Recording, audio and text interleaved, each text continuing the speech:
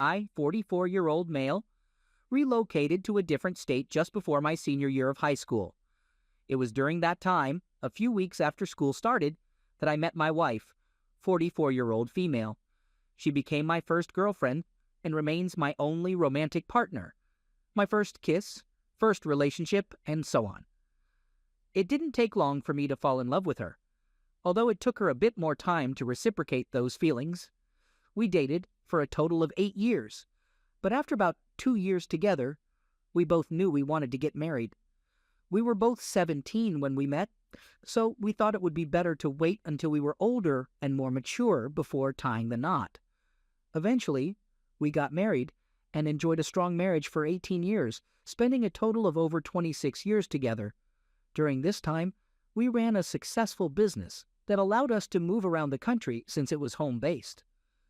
While my wife supported me in the business, she mostly relied on my work for financial stability. I didn't mind, as I was brought up with the belief that men should be the primary breadwinners. Like any couple, we had our share of ups and downs. However, things took a difficult turn in 2015 when my wife's mother was diagnosed with cancer and passed away the following year. Just 9 months later, her father also passed away. In addition to these personal losses, our business faced challenges, and by late 2019, it ultimately failed, leading us to file for bankruptcy in early 2020. I felt really down throughout this whole ordeal, spending many years in a state of depression. The one thing I held on to as a positive aspect of my life was my marriage. However, as our business began to struggle, my wife took on a job to help us out. She ended up working at a large retail store and eventually got promoted to a managerial position. During this time, I gained a significant amount of weight, adding 100 pounds over the course of a few years. So now I find myself overweight, having lost my business and feeling at the lowest point in my life. When the pandemic escalated, I became quite isolated due to my concerns about having asthma. My wife, on the other hand, continued working throughout this period. She started working late hours, and on her days off, she would frequently go shopping at Target, which, considering the lockdowns, should have raised some red flags. Then, one Sunday morning, she woke me up at 6 a.m. and told me she was going to the park to walk because her legs felt restless. It struck me as a bit odd, but I could relate to doing unconventional things to alleviate restless leg syndrome, as I sometimes walked on our treadmill in the middle of the night. No big deal, really. She comes home, we have breakfast, she takes a shower, the usual routine.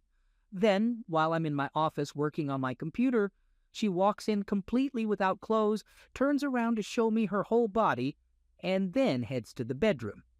Naturally, I follow her. We've always had an active bed life. She wants me to give her BJ, but I notice a strange smell.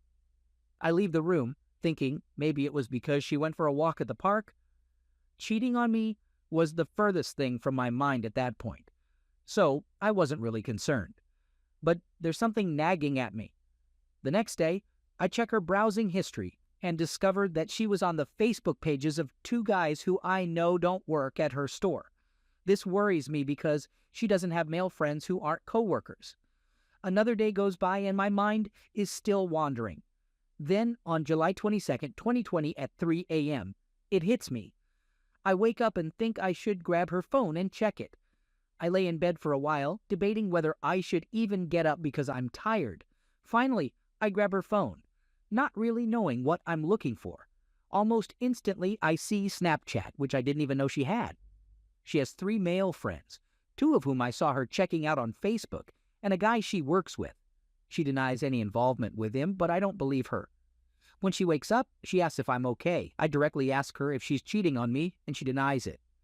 We talk for a few hours, and during the conversation, I discover that I can download her Snapchat history. I lock myself in a room and proceed to do so. She pleads with me not to, admitting that she indeed cheated on me. Boom! My whole life shatters into pieces. I feel like she abandoned me at my lowest point when I needed her the most. She denies this, but the facts speak for themselves. She throws it in my face that she's supporting us now, as if she forgot the first 16 years of our marriage when she didn't have to work and could shop freely. Oh, and now she claims she's not materialistic. Well, Both of these guys are broke losers. One even borrowed money from my wife, but I'll get to that later. And the other one lives in a rundown trailer owned by a relative because his credit is so terrible he can't rent on his own. He has also been arrested for DUI more than 10 times. I messaged both guys on Facebook, calling them worthless and informing each of them about the other. Funny how they were upset that she was cheating on me with other people besides them. One of them doesn't respond, but the one who borrowed money from my wife now wants to fight me. Later on, I find out that he's obsessed with fighting me and keeps telling my wife that he wants to fight me. Then he gave her one more piece of news. He told her that he would not pay her back. With my head spinning, I knew I needed help. I reached out to my old buddy, who happened to be a lawyer. He and I had been thick as thieves back in the day. Our parents were best pals, and we pretty much grew up together. Many of our best childhood memories involved running wild in our neighborhood and hanging out together through our teen years. It felt surreal turning to him now in such a grim situation. What floored me was his response. Knowing my financial struggles, he offered to help me out for free. It was an overwhelming moment. I hadn't expected such generosity, especially not in these tough times. So I worked with my lawyer friend to get all my ducks in a row. We had to carefully gather evidence of the infidelity, which was more emotionally taxing than I'd anticipated. Every message I read was a fresh wound in my already hurting heart. But I steeled myself, knowing that this was crucial for the legal process. With my friend's help, we meticulously compiled everything, text messages, phone call logs, social media interactions, into a comprehensive dossier. The more I delved into it, the more I realized how deep the betrayal went. It was evident that this affair wasn't a sudden mistake, but rather a calculated series of actions that spanned months, maybe even longer. Now, the objective wasn't merely getting a divorce, but also ensuring I retained my assets. You see, the house we lived in was something I'd worked my butt off for. It was more than a property, it was a symbol of the sweat and tears I'd poured into our now bankrupt business. The last thing I wanted was to lose it. Fortunately, my friend was a real pro. He guided me through the process, explaining how to protect my rights to the house and other properties we owned. He was there for me, not just as a lawyer, but also as a friend, providing emotional support during the turmoil. Within a few weeks, we had everything ready. We moved swiftly and served my wife with divorce papers. She was completely taken by surprise. She had no inkling of what was coming her way. I wish I could say I felt remorse seeing her in that state, but all I felt was a grim satisfaction. As the reality of the situation dawned on her, she went into hysterics. She fell to the ground, sobbing uncontrollably. But I didn't flinch. I had spent too many nights crying over her betrayal. It was time for her to feel the pain. When she realized she was about to be homeless, with no savings or financial security, the real panic set in. She tried pleading with me, begging me to reconsider. But I had made up my mind. She had made her bed, and now she had to lie in it. Everything happened so quickly after that. Within a couple of weeks, she was out of my house. I changed all the locks, ensuring she couldn't get in again. And the last time she pounded on the door, trying to get in, I called the cops. They issued a restraining order against her. It wasn't an easy journey. I felt a lot of anger, betrayal, and grief. But throughout the process, I also found a new strength in me that I didn't know existed. My friend was right there with me, helping me navigate through this rough patch, and I'm grateful for that. Today, I'm in a much better place, emotionally and mentally. I've learned to prioritize my happiness and peace, and I look forward to rebuilding my life, one day at a time. Right after everything happened, I immediately started working out again. For the first 20-plus years of our relationship, I used to work out almost every day. But when my depression started and I began taking antidepressants, I stopped exercising. So out of the 100 pounds I gained, I've already lost over 80 pounds. And I'm in great shape now. And as for my wife, well, she made her choices. She had to face the consequences. I don't harbor any ill feelings towards her anymore. It's more of indifference now. I've decided to move on, learn from this experience, and become a better, stronger person. After all, that's all we can do, isn't it? Pick ourselves up and keep moving forward, and no matter how tough the path is. I heard that she's been having financial trouble and maxed out her credit cards. As for me, I'm working a job that I enjoy and have started another business. I may be starting from scratch, but I feel like I'm on the path to happiness, even if I never meet someone else. What's funny to me is that she actually expects me to help her with her taxes. She has a debt of over $3,000. She emailed me claiming that it's unfair for her to pay it all because we were married for the first 5 months of last year. Can you believe the audacity? She tries to justify all her terrible and soul-destroying actions, yet she thinks I should assist her in paying her taxes. It's clear that she has such little respect for me to even assume I would help. I've reached a point where I couldn't care less, so I won't even bother replying and giving her the satisfaction of a response. Maybe I could have made a snarky comment like, "Why don't you ask one of your boyfriends for help? Perhaps the one who borrowed money from you and never paid it back." It's actually quite amusing. Before our first D-Day, she lent our money to one of the guys she was involved with, but never got it back. Here's the kicker. Supposedly, he was supposed to repay her just a day or two after D-Day. But when she revealed that her husband, me, found out about their affair and they could never speak again, his interest in repaying vanished. He probably never had any intention of paying her back in the first place. But she believed they had something special, so she never thought he would lie to her. Haha. So the main point I want to make with this post is that in the past, just thinking about all this stuff would really get to me. I used to believe that today, my birthday, would be difficult. However, since going no contact since Christmas Day, I simply don't care anymore. I guess I can view it as her being fined $3,000 for making poor life choices. On April 8th, 2022, she had the audacity to email me on my birthday. Yesterday, she sent me an email wishing me a happy birthday and all the best in life. She mentioned that there are more things she wants to say and expressed a desire for us to be talking. I chose not to reply, but for a few minutes it did anger me. I mean, we both know she cheated on me last year on my birthday. It's quite astounding that she doesn't seem to think much about the impact of her actions, to the point where she would email me to say, "Happy birthday."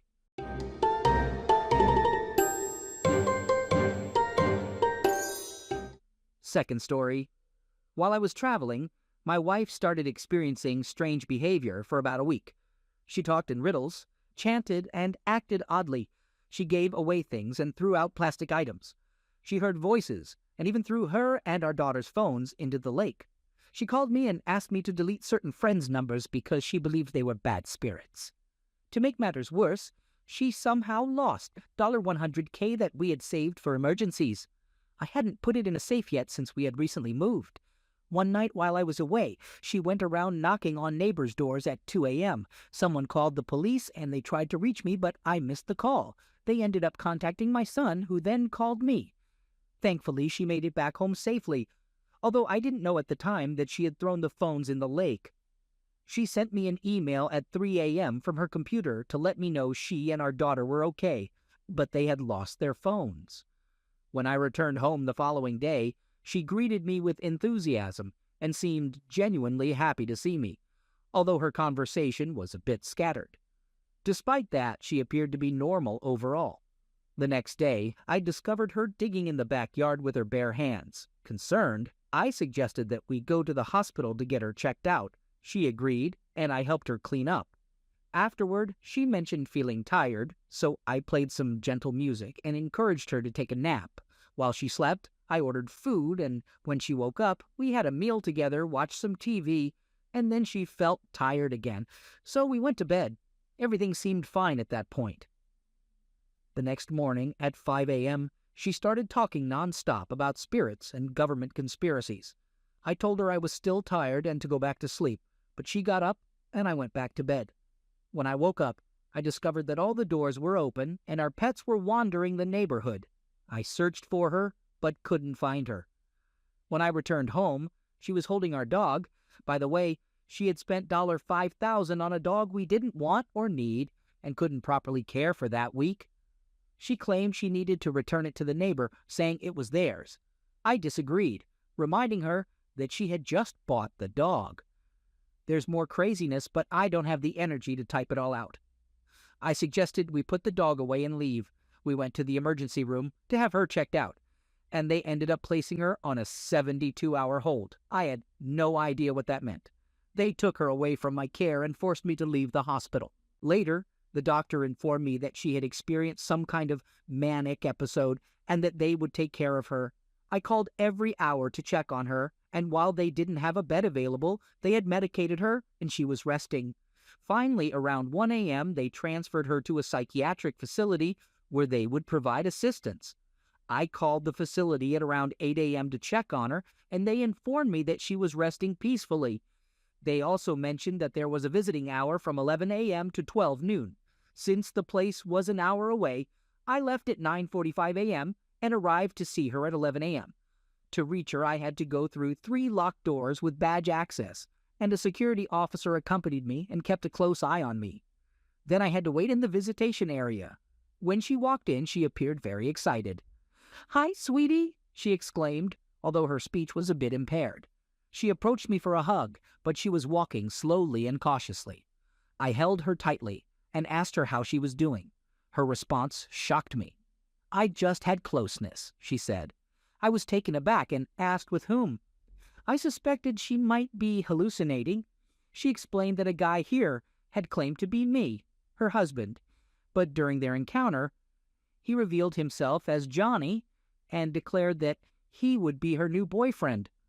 I was stunned and realized she was in a fragile state, so I didn't press further on the matter. I was simply in shock. After visiting hours with her were over, I reported the incident to the facility. They asked me to leave, but I insisted on speaking with an administrator. I had conversations with 2 administrators who assured me that they take such allegations seriously and would investigate the matter. They mentioned involving the police. However, they soon started avoiding my questions and providing only limited information.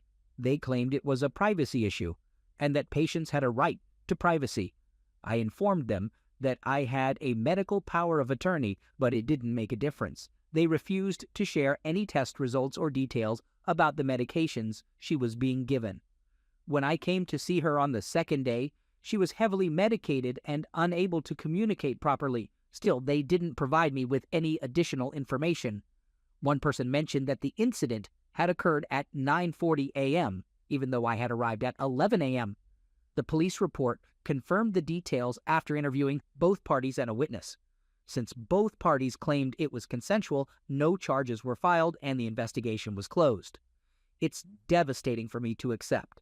Our strong bond for the past 23 years has been based on our deep love and loyalty, with neither of us desiring anyone else.